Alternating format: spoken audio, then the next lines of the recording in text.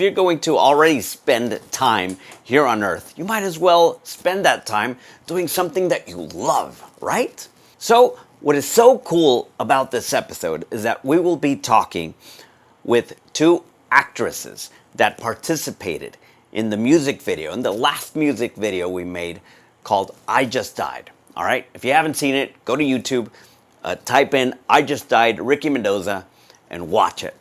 Watch the performances that are portrayed, which I just think they are magnificent. And of course, it was just so much fun to watch them perform and do their craft. And of course, just watching it all come together in the final piece of the music video. It was just so cool. This music video was shot in 2 days. It was directed by Matt McCloskey, who we had a conversation earlier in another Drinks episode. If you haven't seen that or heard it, go to it and go listen to it. It's a really special episode. But in this episode, we have a really cool and interesting conversation about working as an actor here in Texas, specifically in Austin. And we talk about their just career in general, because it's just so fascinating, so damn fascinating. I don't know, is it just, I'm just curious. I had burning questions to ask them, because how do you do that? How are you a working actor here in Texas? And it's really interesting because there are actually a lot of productions here. A lot of stuff that is happening left and right. And all you have to do is just be there, go day after day, go to the audition and do it again and do it again. And once you get the job, you perform and do the craft that you've always wanted to do. So here is our conversation with D'ann and Eva.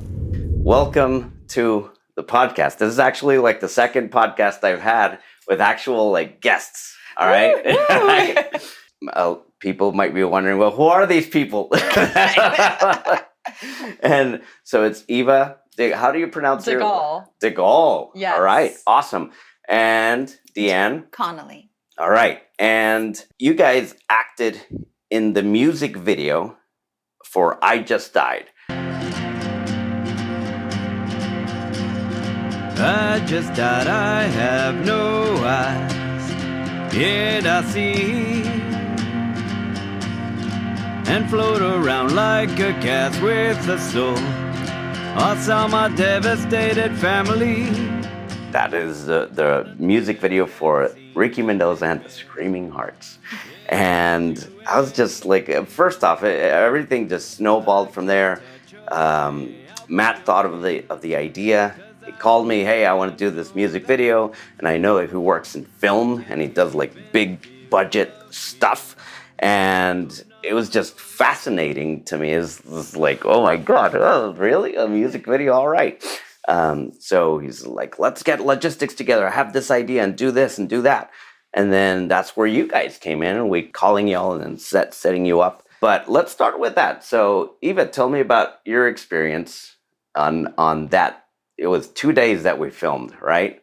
And so tell me about that. How did you, first off, how did you hear the song first, or did you just say yes and then later? Yeah, I mean, like logistically, I went onto Facebook and I'm going through like the little casting calls and I see you posted something about needing some characters for a music video. And you listed that you needed 2 siblings, either female or male, eventually to be played by Manu and Joey fabulously. Yes.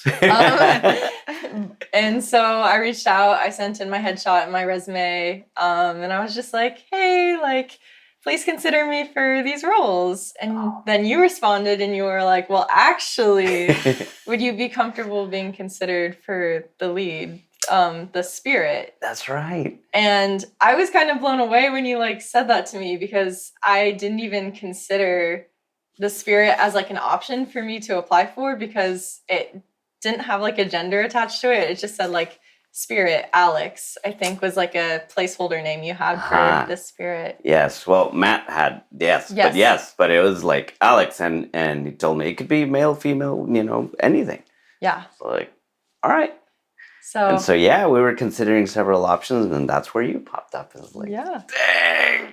And so then, then what happened in the process? Did you listen to the song, or then what? Yeah, I listened to the song, got a feel for like the energy that was coming. I coordinated with you and Matt on like what to wear and everything coming to set ready. But I got like a brief synopsis of everything that was gonna happen. And a lot of times in film, that's all you get. And you just gotta go in not knowing what you're gonna do. And I feel like I had a little bit of context, but I had no idea like what I was getting myself into. And so I came in and it just went really smoothly because of how professional you and your crew were. And Well, yes, I mean most of it is Matt's crew. Yes. I did produce the music video. Me and Matt, more Matt than me, financed the whole thing, and we did put it out as a Storymakers video production company. But this was Matt's ship. This was, I mean, it was Matt's projects from point A to the ending. I was, as an independent music maker, we don't make any money at all. All right, at all. So I have to be I guess, the person who provides money to the artist, to myself. So I have to make it possible for stuff to happen. And so when Matt approaches me with this project, I, as an artist, and of course as a producer, is like, I what do I do? Like, what do I, like, logistics? Is there anything? Where can I serve to make this happen? This can't be, I don't like, projects, sometimes fall off the cliff and fall off the radar because people don't follow up. Or like, no. How do I make this happen? And so me and Matt, again, more Matt, but I just want to facilitate every single step of the process, so there's no hiccups and there's no like, I didn't have enough help or anything like that. Like, does that make sense? Yeah. And so it was just fascinating. So how just Matt took this from script. And I can only imagine that, like, also the confusion that y'all might have felt, with, with like you're handed a brief synopsis, or yeah, he texted me a brief synopsis of it, and then before each shot, we'd kind of review the direction that we needed to go in, and execute it from there. Yeah. And what about your experience, D'ann, with everything? Very much like Eva's. Found the casting call, and submitted my work, and got an email saying I was cast, and sent the synopsis and the song to listen to, and I was very excited. Well, I guess we can touch back on the music video itself and the process, but I am just fascinated by what y'all do as actors, right? And one, because there's like this balance where you're thrown in, kind of like the music video, where like, oh yeah, you got the job and you're thrown in. But a lot of the times it's just a lot of waiting. I don't know. Like, what is that like? What is that life like? Like, then feel free.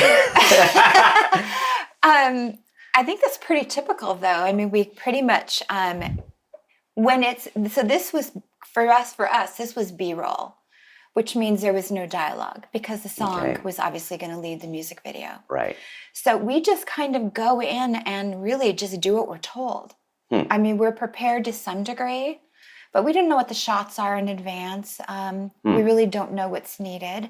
Right. And we kind of have to access it as it's being set up, talk to the director about each shot, find out what he's looking for, and do it.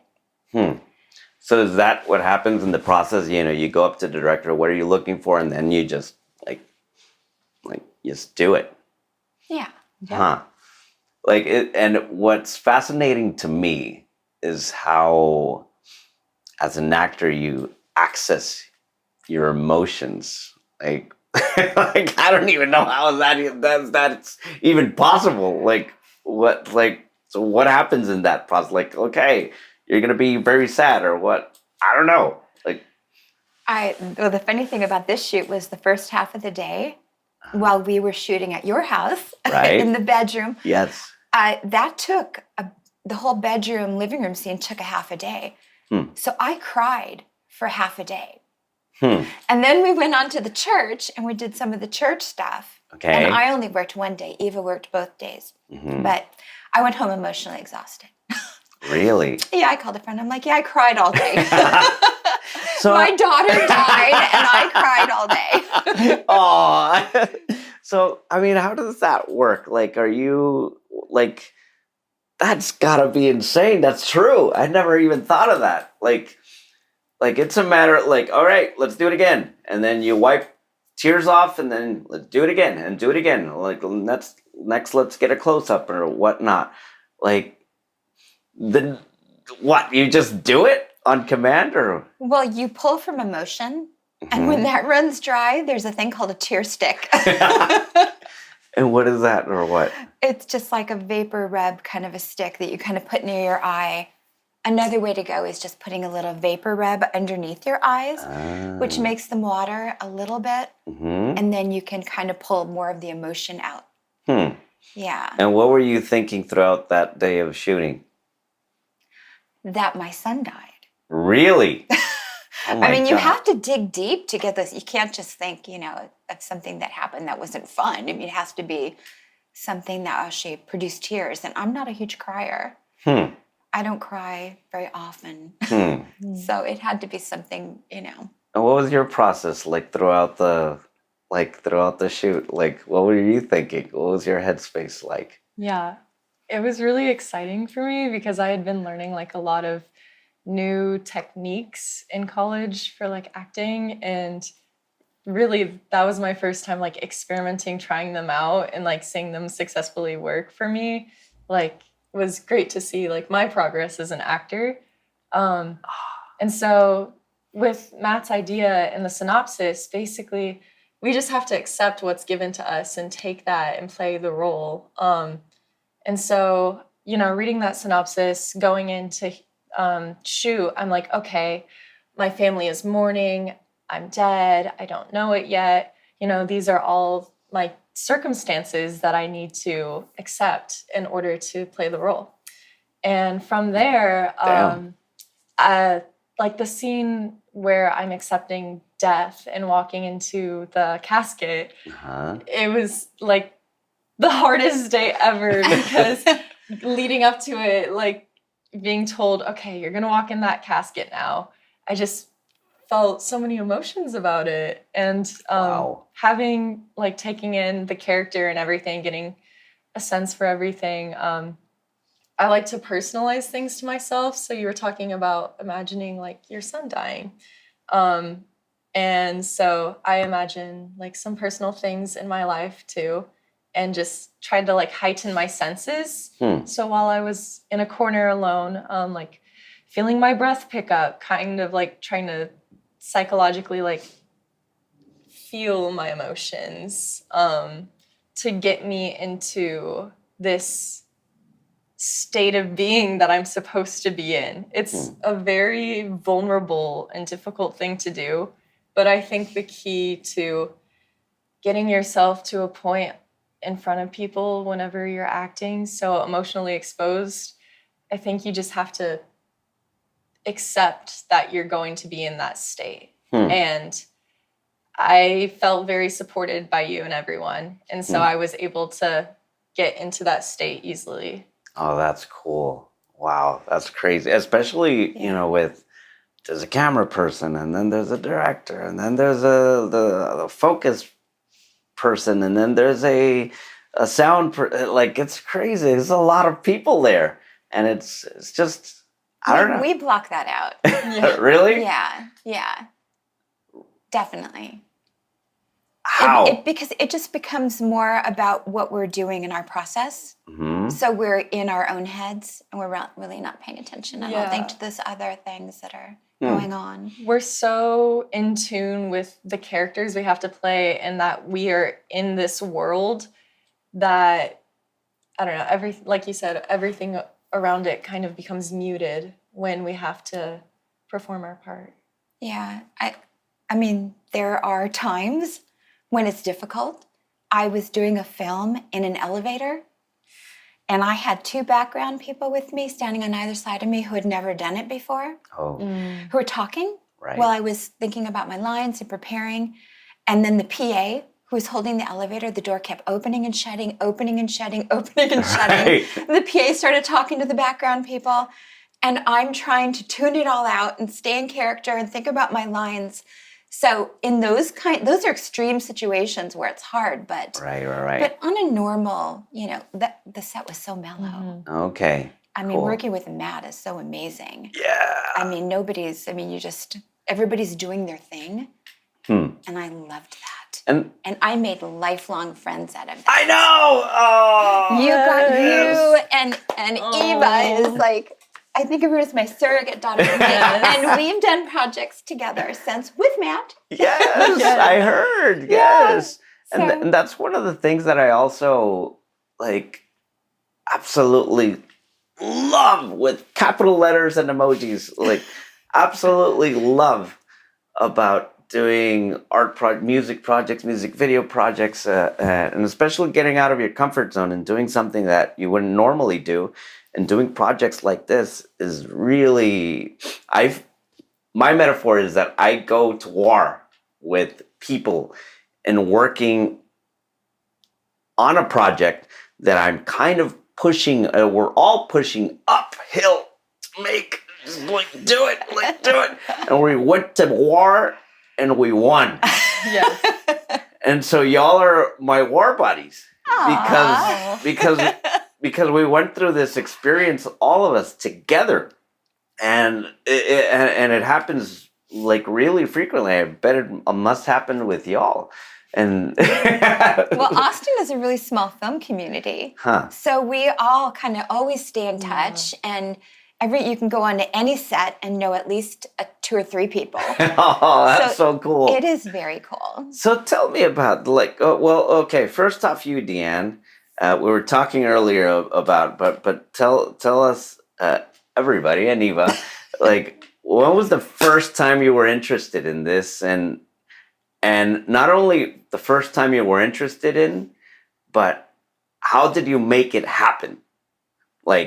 Oh, I need to move to a city. Oh, I need to apply this, or I'm already living in the city, and I don't know. Well, you want the long or the short answer to that?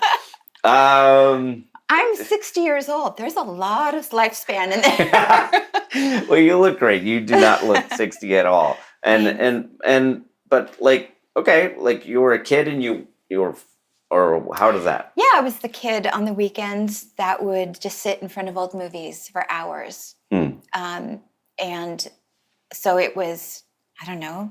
I think we were talking about that earlier. What age are you actually cognitive of yourself and what you want to do, things you want to, achieve? And I guess for me, it was 6, 7, 8. I knew that I wanted to act. Dang. So about 10, I started taking classes and did plays. Wow. And I modeled, and I kind of did that until I fell into location managing. And where were you at this time when all this was happening? I was in LA. I'm from LA. Okay. Oh, okay. So you're from the source. Yeah. So I was plugging along and doing little gigs here, little gigs there, little modeling jobs. And at about 24, I was bartending. We all had a second job, and a location manager doing pre-production on Terminator 2 walks into the bar, lays his photos out, and this is how long ago it was. This was what, 1989 maybe? And I said, he said, oh, you're a bartender. I'm the AB. I, act and model. And he said, how about a location manager? And he hired me on the spot So I did pre-production on Terminator 2. Wow. Became a union location manager. Hmm. Because I think my thought process was, I just want to work in film. This is a sure thing. So I'm going to take it for now. And I did that for 20 years, 25 years, something like that. And really long time. But like acting and doing... No, location management. Just location, right? Oh gosh, it was a 7-day-a-week job. I was Wow. doing film and television. Wow. So I went on from Terminator 2 to Disney, and then I worked at a Universal for a long time. And then I would do features over the summer, and then go back and do, 1 hour, television for Universal. Wow. And then I had my son and started doing car commercials. Right. But it wasn't until COVID hit that I was like, wait, I'm at the age where if I don't do it now and really start acting, because it was always a regret, then, I would have taken it to the grave. So I moved to Austin, which is a funny place to move from LA. But in LA, you're a grain of sand. Yes. Austin is a smaller community. There was a lot going on when I moved here film-wise. And I jumped in. I got an acting coach. How long ago was this? Just curious. So this was two years ago. 2 years ago, that's years true. ago. And even 2 years ago, it was pumping? It was. Yeah, it was just starting. But and I, in 2 years, got an agent here, an agent in London, a full resume that I'm having to drop things off of because I've done so much work, and it worked out exactly the way I wanted. Wow. So I couldn't be happier. Yeah. Congratulations. Thanks. I'm so happy for you. That's so cool. Thank you. And that it's almost like an uphill battle, right? It was, there was a long journey to get here. But I am, like I said, I'm at that age where it's like bucket list time. That's so cool. So. And what about you, Eva? Like when did that start? When did that little itch? The acting bug. Yes. Yeah. I think middle school is when I really got into it. Like you, similarly, I loved watching like TVs and movies. But I don't know, I was drawn to the stage. I did theater in middle school, all through high school, and I don't know, like ever since I started doing it, I knew, because before that I did soccer, boxing, Girl Scouts, a bunch of like other extracurriculars, but like first week of doing it, I was like, I know I want to do this for the rest of my life. Wow. Yeah. But then what? And then like, how was that? Like, oh, okay, I want to do this. And then what? You started like Googling, like, how do I get my first acting job? I don't know how, I don't even know like anything. Like, how do you get a job or what? Yeah. Or whether like gigs or... I think getting into gigs was more so about establishing myself as an artist first. So first you find the passion for it. And you have to foster that passion and really solidify your knowledge.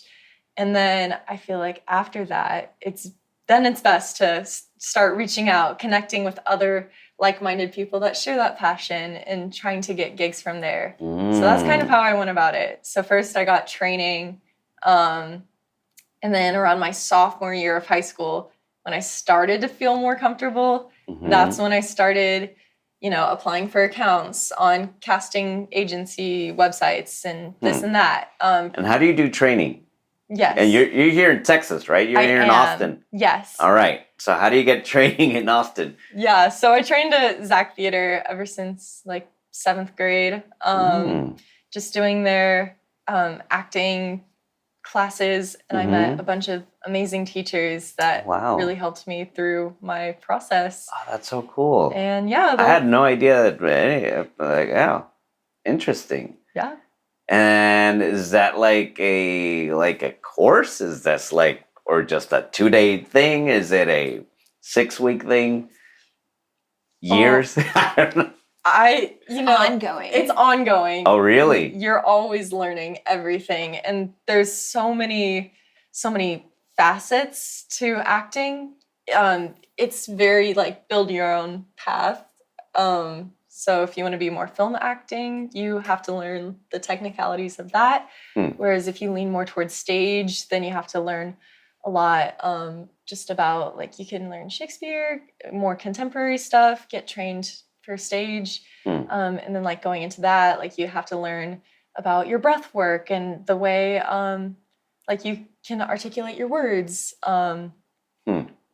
All of that, and a lot of movement too. You have to learn how to use your voice and your body as an academic weapon. I'll use that word. Okay. It's your artistic weapon. Well, give me an example of that. Okay, so if I'm working with Matt and he gives me direction to be loud, then I have to know how to use my voice to be loud and tone it back when he wants me to. So if he's like, that's a terrible example. No, I think that's a great example. Not. No.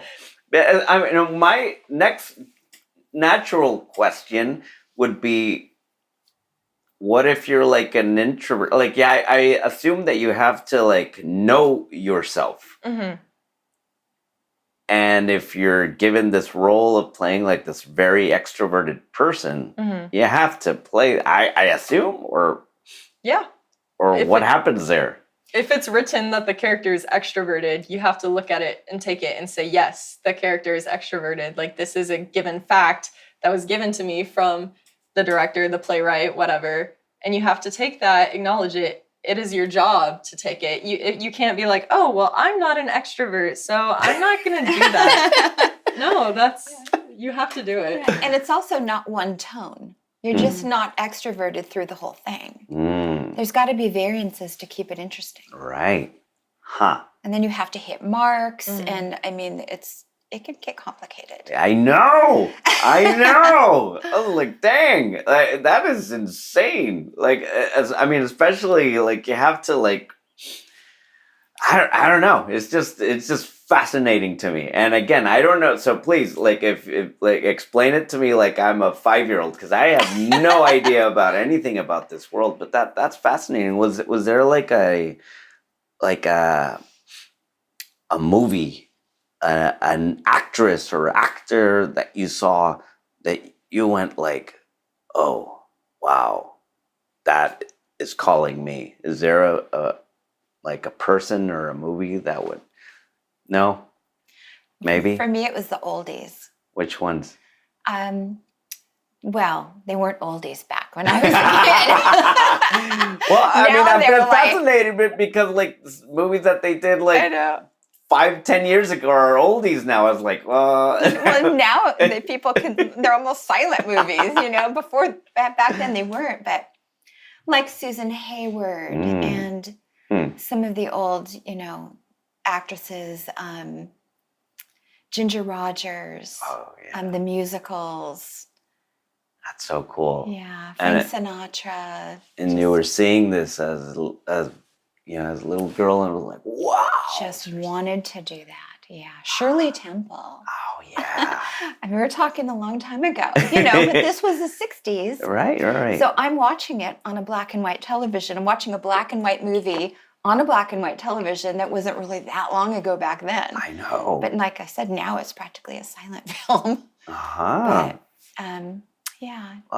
my kid asked me about like VHS tapes and how like did you like rent them and then put them in? And I was like, how do they work? I was like, I don't know. I just Hey, I turned my 24-year-old onto all the oldies. Like Frank Sinatra is like one of his favorite artists. Oh, that's awesome. Yeah. I made sure.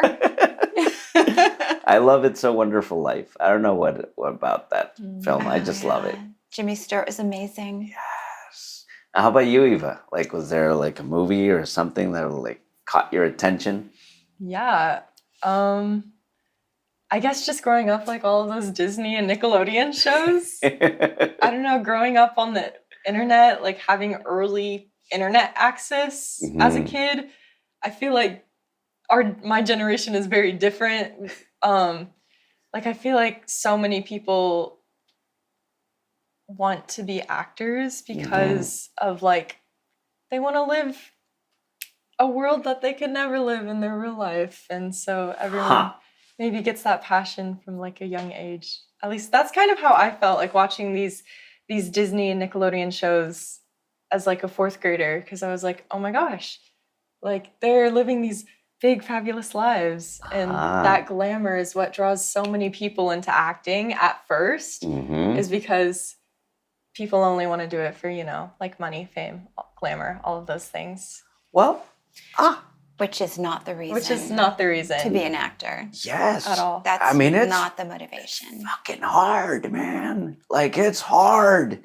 And so what was the first time, or I know it probably happened a lot of times, but for y'all, because there's always that high, yeah, as a musician or a video production person, of course, I'm attracted to the glamour, but then there's a lot of work. It's like people don't realize, like, actually you have to do it like all day long, or, you know, whatever. You have to be sad for like all day, and it's hard.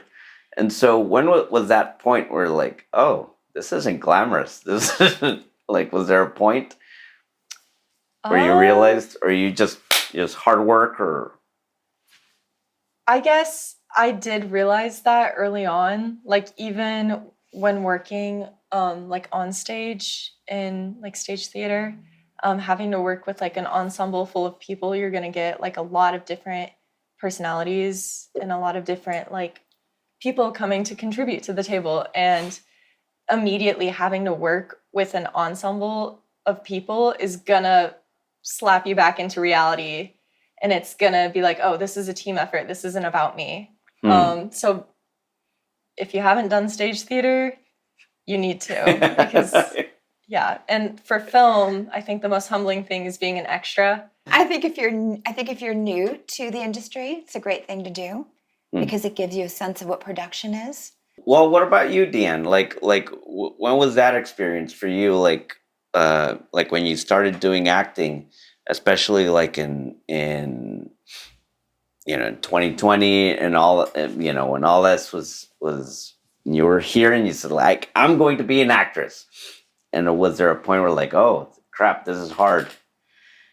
No, because from early on, that was never what I wanted. Was that side of it? I wanted to be other people and create characters and not be myself, I guess, if that makes any sense. Yes. So I went into it, and because I was a location manager, I knew the business inside and out, behind the scenes, in front of the camera. So I already knew what I was getting into, and it was never ever glamorous. I mean, maybe the parties and the premieres, but most of the time you don't even want to go to the premieres because honestly, you don't want to see yourself on the big screen anyway. Wow. So that was never the side that interested me. It was always the becoming somebody else.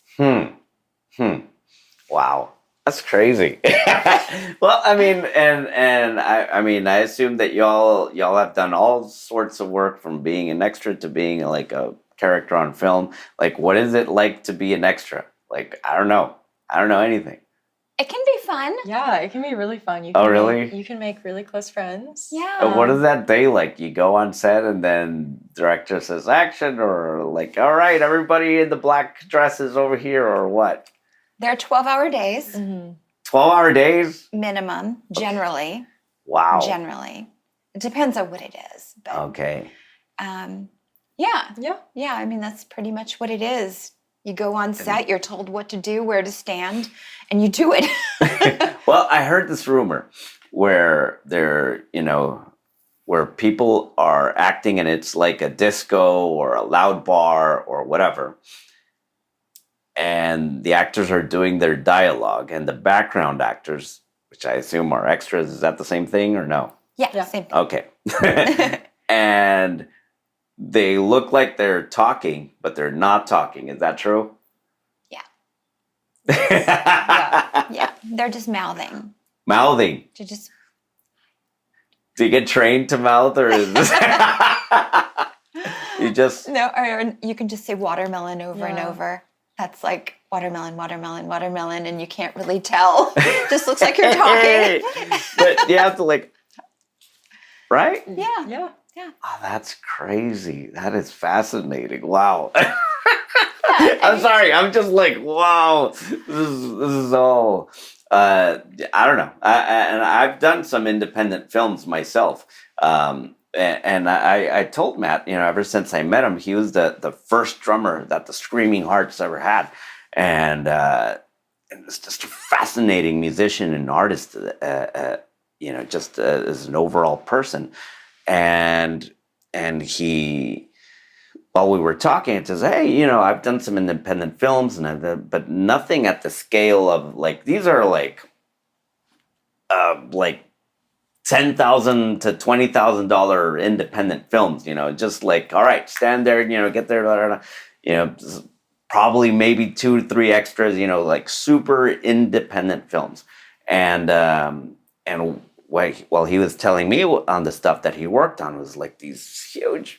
Big budget, everything. And that's what's cool about it is that, and I bet this probably happens to y'all. I mean, working in this music video, which had a budget of like very close to zero and work on, but like on theater with bigger productions, then of course feature films with huge $1 million budgets and whatnot. And that's what's so cool. And I guess that keeps things versatile. And at least for me as an artist, and what I impart whenever I impart advice, I guess, to young artists is like to take anything and like to just work and just keep working.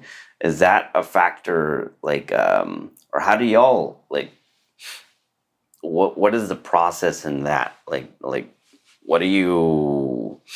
I guess what I'm trying to ask is that would you take the $0 paying job, or I mean, the minimum paying job, to keep working, or what is that process like? I always say that it takes at least $100 to get me out of bed. Hey, that's a good rule. Right? Because especially as a woman, I mean, we have to put our makeup on, do our hair, pull our wardrobe together. I mean, it's a lot of work, and then drive to set. So it's got to at least be making a little something. Of course, but yes, definitely work is better than no work, especially at the beginning. Mm-hmm. At the beginning, you do the student films for free. You do whatever you need to do to pull your reel together, and then you start to become a little more. Choosy about what you take on, and that's fascinating. Yeah, that's so cool. Well, I have an idea. We're going to see the music video, and then we're just gonna chat. Well, and we can pause, and we can, do whatever we want. But I want y'all to just see it, and then just comment it and see while the video is running. I love this. Right? Sounds fun, right? Yeah. All right, let me pull up YouTube. I don't want y'all to see my YouTube algorithm. Yeah, it was so surreal watching you get into that coffin. Oh. That was hard for me too. Like I was standing there and I was just kind of, I could feel the tears kind of start to run down my face. It was just too much. All right, you guys ready? Yeah. All right. Ready. You want to scoot over? Sure. Closer. I love your costume. I never got to tell you that, but the black on black just looked really good. Thank you.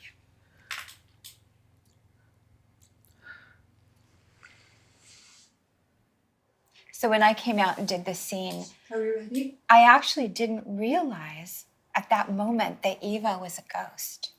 So I remember being in that room and I looked at her thinking, oh, my daughter, my sons, my husband. And then after, I'm like, was I even supposed to look at Eva? Was she not supposed to be there? Ah, yes. Yeah, but it worked out okay. All right. Yeah. And I also remember when we broke your windshield. Yes!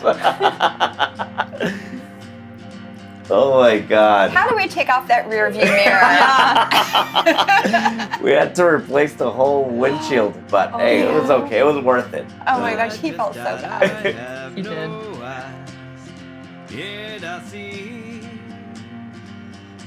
And I'm still in touch with everybody. Oh, So that's nice. so cool. Joey. Yeah. And then, like, for example, like over here, Eva, like, there's like a pep in your step. Right Yeah. there. Right there. Yeah. Was that on purpose? Yeah, Matt was like, give a bounce. He was like, be ready to go. Like, you're ready to walk in. Yet I can do anything. I can't touch or say. Oh, and this was a pickup shot we had to shoot. Like, Yeah. like a few days after, right? Yeah. I can't even feel the fear of not knowing. No hunger, no smell, no longings, just peace. What were you thinking there? It was like, Yeah, what were you I thinking? love that. I was thinking like, what's going on? Why is my family here? And then, yeah, that was the big oh shit moment where I had to run. And then you run, and they just capture you running. I had no idea. Yeah, I had to drink a lot of water because there was a lot of running. Yes, and this was filmed in the summer. Yes. And then this is my friend who is an extra. Shout out Magda. Why doesn't she see me? Oh, I love the Sahara Lounge. It was such a great space. Right? Like shooting here was so much fun. Yeah, I was sorry Mom wasn't in this. I know. Because I would have loved to have been kind of dancing. Yes.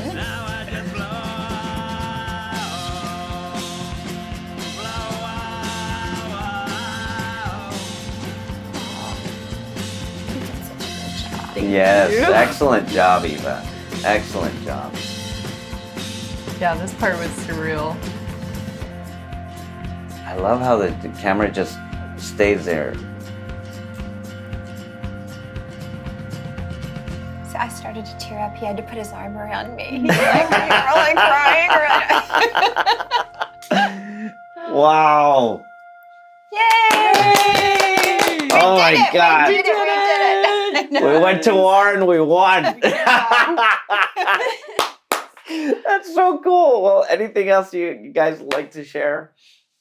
No. No? I don't think so. I'm just so happy that I made friends like you guys, and I'm just so humbled and so appreciative, deep with gratitude that y'all are like super beautiful human beings that I get to call my friends, and trust me, like anything that y'all might need.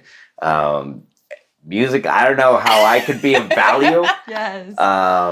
But, you know, consider me my friend. Consider me your friend. Yes. Yes. Ditto. So Thank you. So thank you all. Thank you so much for being here. And I hope, Instagram, do you want people to follow y'all or you don't care? Sure. Or So it's D'ann C. Connelly. okay. So it's DANN And then Connelly. C and then Connelly. All right. Eva? My Instagram handle is Eva DeGuelle, EVADEGUELLE.